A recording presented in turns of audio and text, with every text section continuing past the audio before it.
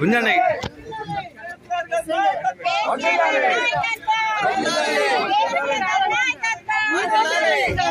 ఇంకో బండి ఉందా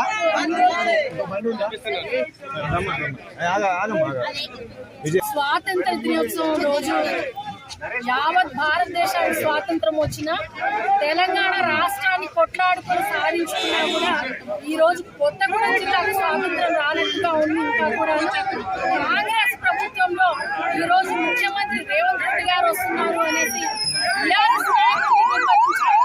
అది స్వాతంత్ర దినోత్సవం రోజు నిర్వహించడం ఎంతవరకు కరెక్ట్ అనేది అడుగుతా ఉన్నాను.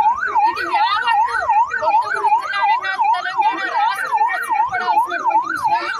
ఒక స్వాతంత్ర దినోత్సవం రోజు మరి ఇక్కడ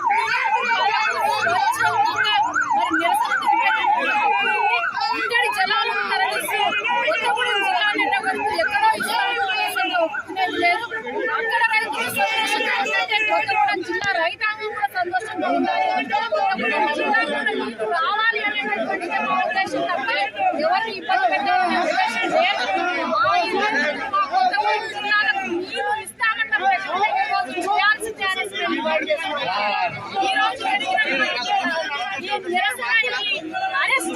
అప్రజాస్వామికము ఈ అప్రజాస్వామికమైన అరెస్టును ఏ విధంగా మన తెలంగాణ రాష్ట్రము సమర్థిస్తుందో ఏ విధంగా తెలంగాణ రాష్ట్రంలో ఆలోచన చేయాలి. ప్రతి ఒక్కరిని కూడా కంకణబద్దులని కాంగ్రెస్ ప్రభుత్వాన్ని నిలబెట్టాలి.